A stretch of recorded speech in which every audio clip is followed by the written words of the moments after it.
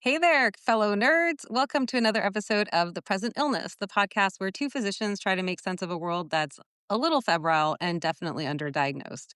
I'm Arghavan and Alyssa, a surgeon scientist and your friendly neighborhood doom scroller in residence.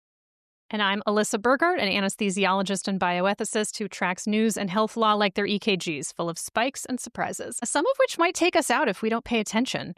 The Present Illness is where we dig into public health, politics, culture, and ethics with a scalpel in one hand and a meme in the other. Thanks to everyone listening, especially all our new listeners from last week. Thank you for sending us such lovely feedback and for engaging. We're so glad this resonates for folks. Extra love to our subscribers and a warm welcome to anyone who just stumbled in from the government shutdown. Oh my gosh. Well, we're glad you're here. Let's get into it. Yeah. So, what I thought would be really helpful to talk about today is the government shutdown because I was just scrolling as I do, and there just seemed to be so much disinformation and misinformation, especially coming from our politicians, the folks who are responsible for the shutdown itself. And even for me, I was looking around, I was like, wait, what is actually happening? Like, what is the actual reason? What is the thing that both sides could not agree on? Because if you look online, you'll see folks like Mike Johnson and JD Vance saying that the whole problem is Democrats want taxpayer money to go to funding healthcare for who they call illegal aliens. We do not endorse that term, but that's the term that they use. And when you're looking at that, if you're a physician or if you work at all in healthcare, you're thinking, what? Since when does that even happen? But I know that a lot of people don't know what's actually happening in healthcare. And the other thing is, as always, there is a nugget of truth in there. But gosh, it's so hard to figure out what that truth is if you're trying to just learn from social media. So I dug into it a little bit. Okay. Okay. I am not a policy wonk, but I dug into it to see what are they even talking about. So here's what I think, like JD Vance and Mike Johnson, when they're talking about these people they call illegal, quote unquote, illegal aliens, what they're talking about is a group of people called lawfully present immigrants. So these are immigrants, as the term implies, who have a right to be here. They have been given permission to be here. They are not undocumented. They are going through a process to be able to stay here legally, but they do not yet have, say, permanent legal status like a green card holder, or they have not yet been granted asylum, but they're in the process, perhaps, of having that evaluated. So some specific folks who are in question here, and by that I mean that Democrats are trying to make sure these folks still have coverage and Republicans are trying to kick them off of coverage, are folks who were granted a withholding of deportation, for example, meaning our legal system said they should not be deported from this country, certain survivors of domestic violence and human trafficking, certain folks who are members of nationally, federally recognized Indian tribes, some, this was funny to me, some conditional entrants, they're called, from before 1980, who have been here for over I 45 just years. I just can't. I can't. Okay. And the other thing is, I just feel like it's an important thing to say. One, you can't be an illegal human being. Like, this is ridiculous. And certainly not in a country that stole all the land from all the people who were here before. So, just wanted to say that. But the other thing that I think is super important for me as a physician, and I'm guessing you share this, is that it's a political choice to say that we're going to take care of any human being who needs to be cared for. And that's a political choice that I want to make. And when we think about, laws like EMTALA, which is the Emergency Medical Treatment and Labor Act, that, the idea is that anybody who shows up for care, for example, at a hospital, especially if it's an emergency, certainly shouldn't be denied care because we're waiting to decide if they deserve it or not. Well, I'm so So, glad you mentioned that because that's exactly what our vice president referenced. So he made these comments about how emergency departments are overcrowded. And he said, this is not verbatim, but basically that when you are in an emergency department looking around, you'll see, quote unquote, illegal aliens who are crowding up that space. And they are why you are having a harder time accessing care in that emergency department. So in response, many people have brought up exactly what you did, which is EMTALA, which requires well, but physicians and hospitals to treat people who show up regardless of their insurance status. And I think it's also super relevant to say that, like, the idea that you look around and you Mhm. can see that illegal human beings are trying to get care is just, it's like saying the quiet part out loud, that there's so many things about what this administration is trying to do to immigrants that are truly just racial profiling. Like, if you happen to be a brown person, or you happen to speak Spanish, or you happen to just not speak English, then you must not have any reason to be here, and then that you must not deserve to have Correct. care as a human being, and I just find that infuriating. It's definitely not humanitarian of him at all, but also it's the suggestion that you could tell, like, if you just look around an emergency room, that you could somehow tell who is undocumented and who is not. That gets back to exactly what you were saying, that the implication is anyone who doesn't look like they are of white European descent must be illegal. And We again, just I agree that there's no such thing as illegal people. we might need to start incorporating, as we figure out this podcast thing, we might need to start incorporating some sound effects, like, a dog whistle. Yes, correct. Correct. So there's those are at least two of the problems with what he said, right? One, that this idea that you could tell who is undocumented by looking around. The second is that those people would be the reason for overcrowding, which is not the case. And then three, that we should somehow not treat people who are in the emergency department, despite the fact that EMTALA exists. EMTALA, by the way, was signed into law by Ronald Reagan, who some may remember was a Republican.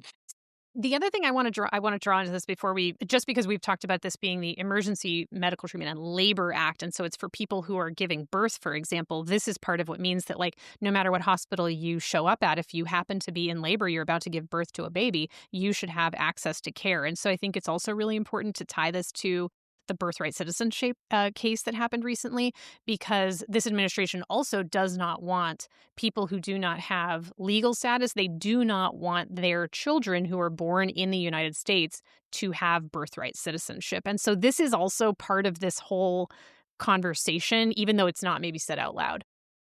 Well, and I thought you were going to go a totally different direction, because there were lawsuits that were brought by the Department of Justice prior to this administration about states such as Idaho trying to deny pregnant people care Mm-hmm. when the care they needed was abortion. And so there Mm-hmm. have been people having to be flown from Idaho to neighboring states when they are in a state of emergency, mind you. And so that was the whole case. It was centered around this idea that EMTALA demands that we provide whatever treatment is needed to stabilize people. And the state of Idaho said, no, it does not.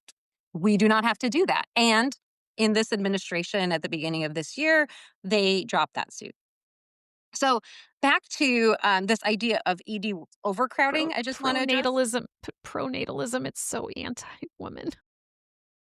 It's so anti-children. It kills me. It's anti-life. I know. I It's know. anti-life. I mean, as the Pope said himself. I know, a little off the side, but Da okay, back Pope. to. Okay. Sorry. Had to. I had to. No, you're good. You're good. So the ED overcrowding issue, I do just want to Yeah, address yeah, that very briefly. I for know sure. I have a tendency to be over detailed and overwhelmed, but ED overcrowding, we do have some data that help us understand what is contributing to ED overcrowding. And it will be no surprise to anyone who works in healthcare that immigrants are not on the list of things that are causing ED overcrowding. In reality, I'll just cite one study, which was looking at California ED volumes from 2011 to 2021. And what they found was, in that period of time, the number of hospitals that existed decreased, the number of inpatient beds decreased. The number of patients showing up in emergency departments increased.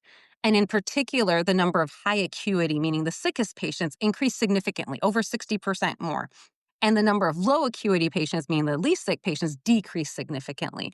So you can imagine, if we have fewer hospitals, we have fewer beds, we have more sick patients, obviously that's going to result in longer wait times. And again, as you notice, immigrants were not part of that equation in any way. Okay, so back to these types of people who the Republicans don't think deserve healthcare. So we talked about some of these folks, survivors of domestic violence, et cetera. There's also people who have temporary protected status, people who are here on work visas, people who are currently applying for their green card, and certain other specific categories. So the point is, again, these were people who are here lawfully, and there are about, according to the Kaiser Family Foundation, 1.4 million people who would lose access to health insurance if the Republicans get the version of this bill that they want. So that's one thing that the Democrats are saying, no, we would like to cover these folks. But in the PR game that is politics, that's been turned into Democrats want your taxpayer dollars to cover these undocumented immigrants, which is really not the case. All of the groups I talked about are documented. They are working within the legal system. They are legally allowed to be here. To say that anyone should be denied health care is obviously atrocious. But especially to say that folks who have every right to be here don't deserve health care is a level of cruelty that I cannot fathom.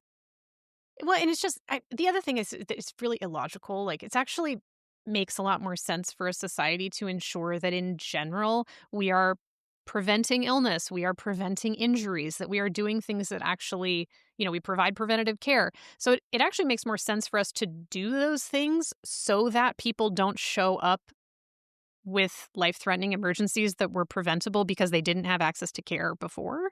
So it's also like this circular reasoning that is just truly this othering of other people that are being scapegoated. Exactly. I think scapegoating is exactly the right word. And that leads me to another little point that I think builds into the Republican narrative around this, which is that the only time in which the government does in some ways pay for healthcare for folks who are undocumented is if they do show up to the emergency department with a true state of emergency and they are treated. Hospitals have the opportunity to apply for Medicaid funds to reimburse the cost of the hospital. That money does not go to those immigrants. It's just to basically let those hospitals keep their doors open so that they can continue to operate for everyone. And I think that's another piece where they're trying to twist that and say that that is money, that's federal taxpayer money that's going to undocumented immigrants. But again, we have the responsibility because of EMTALA to treat those patients. And of course, we should morally and ethically, we have an obligation to treat those patients. But even just legally in this country, in the laws that this country has created, we have to treat those patients. And getting those funds from Medicaid allows hospitals to stay open so that they can care for everyone. So that's one point, is the 1.4 million people I mean, immigrants who would lose access. and it's also like they already cut over $1 trillion from Medicaid and Medicaid. Medicare over the next 10 years. So like they're already taking away so much from society. And it's just infuriating, this idea that someone needs to be deserving of basic health. It's also like it makes it's frustrating as well. Like, if you think about, for example, like the MAHA movement, the Make America Healthy Again movement, and this idea that like we should really be, promoting. I think there's a lot of things that you and I would agree with, right? We want to like prevent chronic illness. We want to prevent, preventable harm. We want to make sure that, food is safe. I mean, I think that takes regulation, but whatever.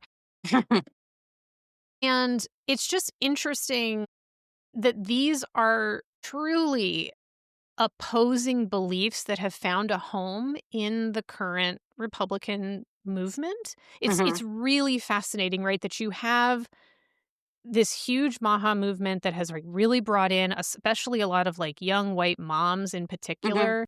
And it's all about health. It's really focused on, we want our kids to be safe and like all these things that we should all be able to agree are important and find policy solutions that get us there. But instead, we have this completely opposing approach that actually decreases the health of families, decreases the health of children, increases maternal morbidity and mortality, increases infant morbidity and mortality, in addition to the fact that like we already have whole swaths of people in America who are citizens who don't have access to any sort of healthcare support at all and can't be employed or they're unhoused or all these things that actually are really making it so that America is an unsafe and really lacking that ability to have societal health. So it's so interesting, like hearing these arguments that have to do with healthcare that are truly in opposition to things that apparently a bunch of people in the current like Republican mix of things like you would think would find important. Yeah, I agree. It's quite the juxtaposition, right? On the one hand of saying we want everyone to be healthy, on the other hand, we want to revoke access to health insurance. And I mean, as We many only have want pointed white out, people to be healthy though. you're What if right. it was just white? Only white people. But to that point, So what I was gross. about to say is we already know that a lot of these harmful policies are going to impact people in red states more than in so-called blue states. Since we got here, let me just share this data from Louisiana. 64% of all births in Louisiana are paid for by Medicaid. 74% of nursing home residents in Louisiana are on Medicaid. And yet, you're exactly right that the budget that they would like to pass includes the $1 trillion in cuts on Medicaid. And that is the second point that the Democrats have been pushing back on. They want to restore those $1 trillion of cuts for Medicaid. Republicans are saying let's have that conversation another time. And the Democrats are saying, no, this is the time. We need to have that conversation right now. And then the third point has to do with the ACA. So the Affordable Care Act, some call Obamacare. Some people don't realize that those are the same thing. But the Affordable Care Act ensures or provides a way to access health insurance for 24 million people in this country. And 20 million out of those 24 million are using some government subsidies that help lower their premiums. And so the other thing that is part of the argument here is what should happen to those subsidies. And the Republicans want to eliminate all of those subsidies. So those 20 million people, all of their premiums would go up significantly. The exact amount varies by a number of factors, including what their income level is. But for the lowest income level people, I believe making less than $25,000 a year, their premiums would increase by 573% if we eliminate those subsidies. Or a couple, a 60-year-old couple, maybe making $85,000 a year, their premiums would go up $22,000 a year. Okay, if we get I mean, rid of these subsidies. do they think this is monopoly money? Like, I don't understand. Like, is it because I'm with you. It is so hard for me to wrap my head around how people could, in 1 minute, talk about how we need to get to the root cause of disease and we need to make our country healthier. And in the very next minute, say, but you will have to use your entire family budget to pay for your health insurance to be able to access health care. well, and then if you don't, you'll be villainized for being, you can't. Why don't you prioritize your health? What, you also have to pay rent? Gross. Why don't you own 2 houses? I just Because the main problem that I think some people in this country have is that there are people in poverty and they Yeah, we don't hate poor people. think that that is like a moral failing or some other personal failing to be poor. So It is, and this comes up in my ethics consultation work so often, where I get calls and people are like, "Well, we don't think it's a safe discharge to send this patient back to the streets, but there's like there's no shelter available, or the patient doesn't want to go to a shelter because shelters aren't safe." And I have to be like, well, yeah, it's not ethical that we don't have housing for people. Like, poverty Mhm. is unethical. And it is so embarrassing to me that, like, people dare to be like, America's the greatest country in the entire world. We're so amazing. And I'm like, and yet we have no freaking place for people to live? And like, that's bananas.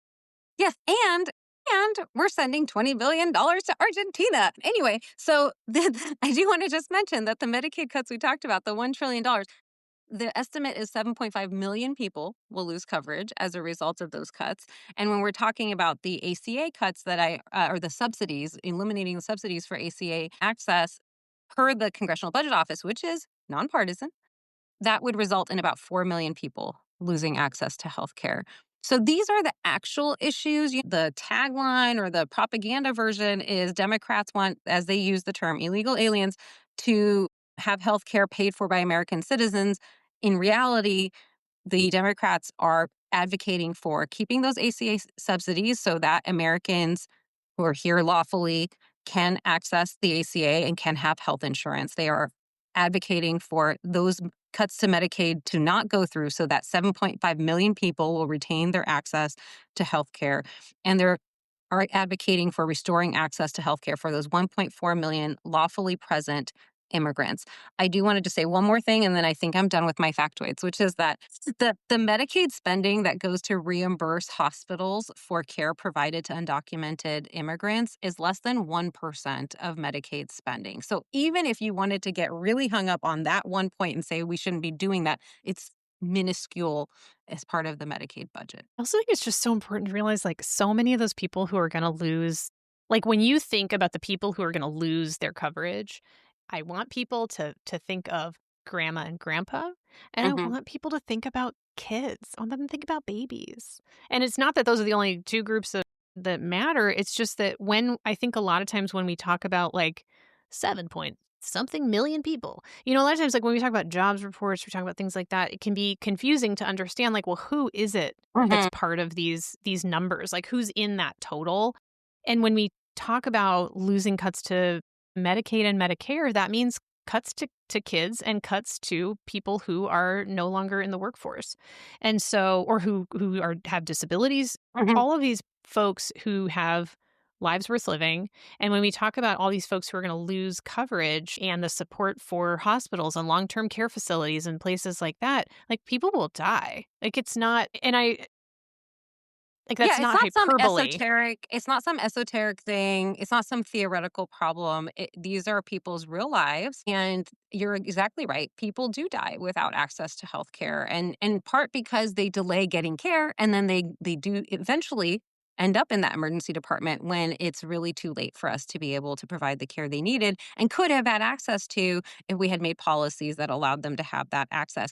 What I also should have stated very, very clearly, so I apologize for not saying this at the outset of this conversation, is that undocumented immigrants have no access to Medicaid, Medicare, the ACA, or CHIP. And that's been the case since 1996. So just back to that, again, Which that is propaganda. embarrassing. Oh, it's terrible. To be clear, it's terrible. It's embarrassing to me that it was a Democratic president who signed that into law. But this again, this lie that's been put out there about what Democrats are fighting for, it has never been around, and you and I think would agree that maybe it should be, but it has never been around undocumented immigrants accessing healthcare. That does not seem to be something either party seems particularly interested in, um, unfortunately.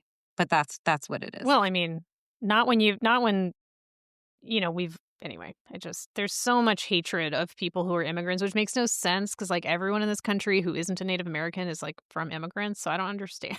Like, I just really Or who don't get didn't it. come over, or who's not a descendant of enslaved people. Absolutely. And it's just such a it's like this American mythology that seems to be so prevalent and Well, the people who came, the white European folks who came, they settled on this land. They weren't immigrants.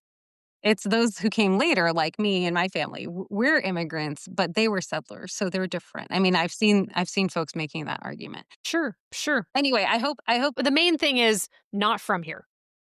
correct, Not correct. from here. Not from here, and funny sounding names, and maybe accents, and maybe different facial features, and yeah, Yeah. there you have it. That's what's at the center of the government shutdown. Well, it's so funny. Like, I'd been following that the government was going to shut down, and I was at the American Academy of Pediatrics meeting, and we were talking about how the shutdown was going to impact kids and impact families. But then I like kind of forgot about it because there's so much else going on. And when I logged into my computer to start doing some work, I went to PubMed because I do a lot of searches on PubMed, and this big bright banner at the top is like the government shut down and this shit might not be up to date, just FYI. Mhm, mhm. Well, not only So, that, but did you see that okay, I know I'm taking us a little bit off to the side again, but did you see that a number of government agencies have a pop-up message that says the Democrats are responsible for the shutdown? I mean, I believe it. The It's a I haven't violation of seen it. something called the Hatch Act, just so folks know. Our federal But why do we agencies but who cares about laws I when know. you're just trying to, destroy the government? I don't know. They're frivolous. The laws are frivolous, I guess. But yeah, technically it is not legal for them to have those messages up. Those government agencies are meant to be, are required to be nonpartisan. And yet multiple of them, HUD, the Small Business Association, the USDA, I'm sure there are more I'm forgetting, have a message like that because there's a continuation of the efforts to erode our norms and to violate the laws of this country. But anyway, shall we talk more about the AAP meeting? Oh my gosh, yeah, let's. So I got to go to the AAP meeting, American Academy of Pediatrics, and it was in Denver. The weather was delightful, which was lovely. Got to visit some folks that I hadn't seen in a while, which was cool. The plenary on the first major day of the conference was lit. It was fantastic. They just did a beautiful job, I think, like capturing. Like, it takes a lot. People who don't people who are outside of medicine, like, I just want, like, for the idea of the culture of medicine, like, pediatricians are the nicest people. They're, Mhm. like, the nice like, of all it doesn't mean that every experience you've had with a pediatrician has been amazing, but, like, in general, like, pediatricians are very nice and, like, Mhm. kind, and they don't tend to be as cranky maybe Yeah. as people in other specialties I think they're might also be the thought most of. I think they're also the most likely to be wearing a costume. Oh, 1,000%. And you know that I love a unicorn outfit, and Yes. that's really bringing out the peds flair. Yeah, so and for folks who aren't familiar with, Will Flannery, Dr. Glockenflecken, he wears a unicorn headband when he's impersonating pediatricians, and so Mhm, there was a mhm. lot of unicorn headbands at the meeting this year, which I'm here for it. I'm just picturing swaths of pediatricians walking Y down these convention hall, I like, want the you hallways, and then wearing these unicorn headbands. I love it so much. I want you to know that that is absolutely correct. That is not an AI generated idea. Like that actually happened. There were people just Amazing. walking around everywhere wearing unicorn headbands. Is fantastic. The other thing that happened during the meeting that was phenomenal is the president, Sue Cressley, first of all, gave a fabulous, fabulous speech. I wish I could remember all the amazing things that she said. But one of the things she had the entire audience do was to stand up, and it was like 15,000 pediatricians at this Mhm. meeting and people like me who are I'm not a pediatrician. I'm a pediatric subspecialist, so I always joke I'm like an interloper at these meetings. I'm like, "Oh, thanks for letting me be here, guys."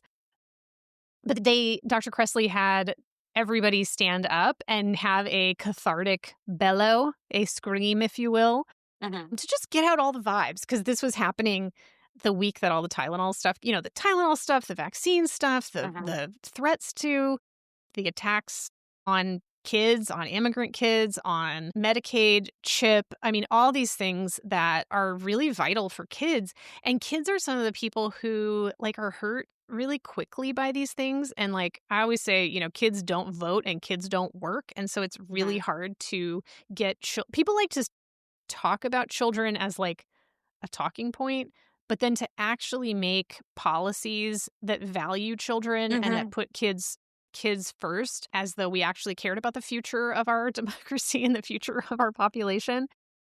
What an So anyway, idea. What a concept. what a concept. So the meeting was actually I was very curious kind of like what the vibes would be and it Mhm. was as expected. Many a spicy unicorn pediatrician.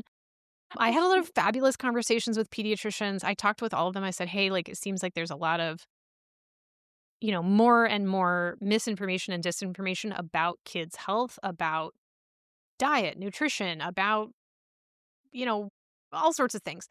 And it was really nice just like having the opportunity to be around a bunch of pediatricians from all over the country and hearing like how they are trying to navigate these conversations. How are they, really doing their best to build relationships with their patients and their patients' families.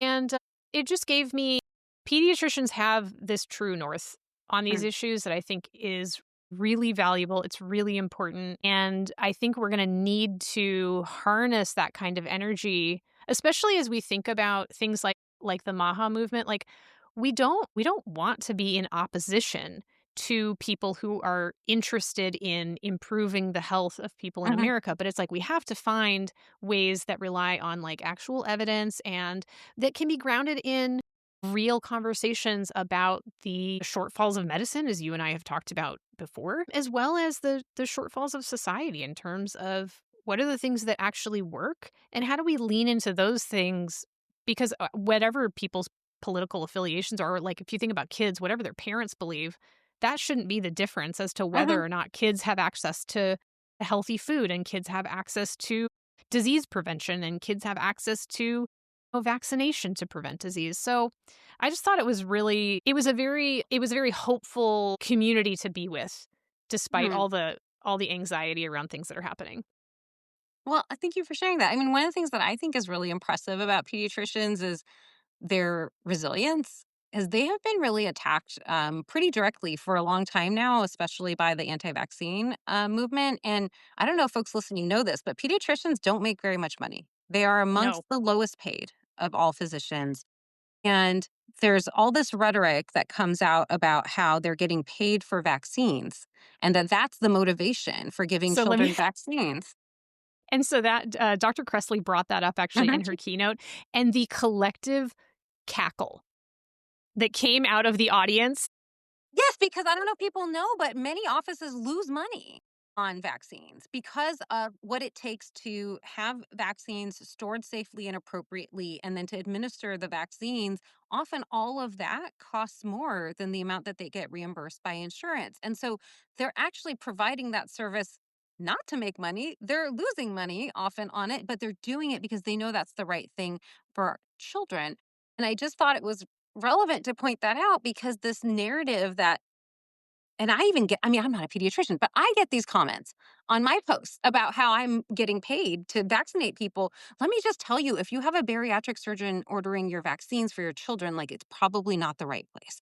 But anyway, I've never ordered a vaccine for a patient. But right? Like, it's so funny to me that people think I'm the one doing that. But that rhetoric has been put out and repeated so often that people genuinely believe, or at least some people genuinely believe, that pediatricians are making money off of vaccines. And I think, to my knowledge and understanding from all the folks I've talked to, that is very, very far from the truth. Truly, the laughter in the community when people said when that comment came up, it was hilarious. What you were saying too, pediatricians in particular are very poorly paid. It's embarrassing. And anybody who chooses to take care of children as a subspecialist, like if you're a surgeon and you become a pediatric surgeon, you're going to make less money. You're an anesthesiologist, you become an anesthesiologist, a peds anesthesiologist, you're going to make less money unless you're in like a really unique situation. So pretty much anybody who chooses to take care of children is choosing to take a pay cut. And part of that is, again, because of the way that we don't value the health of children in the way that we've arranged billing. And obviously, this is like, the turns out that capitalism in healthcare is not going well. Like, it's not a good fit because it doesn't make any sense. Like, it doesn't make sense that Yeah. that's the way that we think about the health of our communities. Right, and I think that connects back to what we were saying too about, like, the ED crowding conversation that we had earlier. Like, that's a good part of it too, is because everybody is the way our hospitals are structured is around capitalism. It's all about profit, but healthcare should not be about profit. It should be about health. And we made, as a country, that decision a long time ago, and we're now dealing with the consequences. Yeah, and as it's interesting too, because hospitals, because we do, any hospital, for example, that takes care, any hospital that has a training program, for example, as you know, has to accept money from Medicaid. They have to take Medicare and Medicaid patients. And so that means that hospitals also could make a lot more money if they didn't take care of people who are getting support from the government for their health. But the reason that we do that is because for it's better for the population. Hmm, hmm. So it's frustrating, and hospitals run on these very narrow margins, and part of that's because of the rise of so much administration being used to run these places, and a lot of that's around billing and what it takes to bill for these services, to work through insurance. Insurance refuses to pay for so many things. Hmm.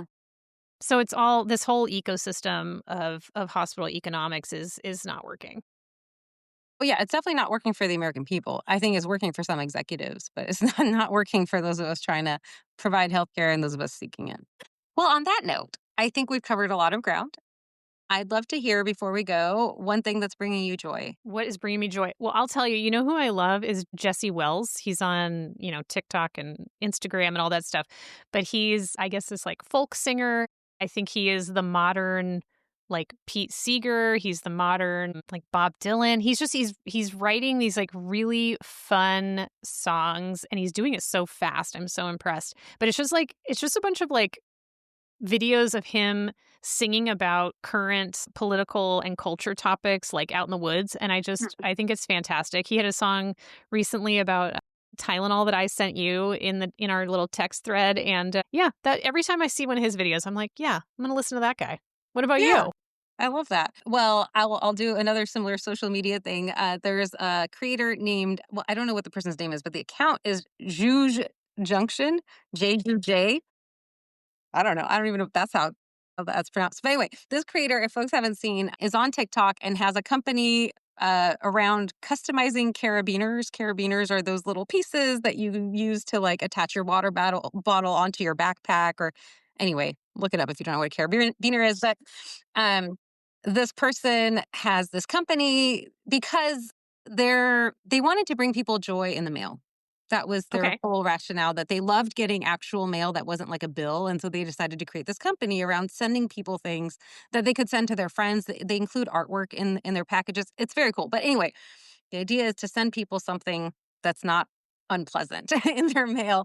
And this person had made a video announcing their new packaging, and they were very excited about a term that they were using that was a shortened version of carabiner that happens to be a slur, a racial slur. And this person, what the reason it's bringing me joy is that this person's reaction to being called out and called in is really just joyful. Like, they took it so seriously and were so apologetic, and we're so used to people doubling down and saying, no, it was fine. I didn't do anything wrong. You're just too sensitive, right? We're so used to that reaction, especially in politics, which is around us a lot right now, that it was really refreshing to see someone say, oh my gosh, I cannot believe I did not know that this was a racial slur. I had no idea. Thank you for telling me. I'm so, so sorry. I'm going to throw all of that packaging in the waste because I don't want to offend a single person.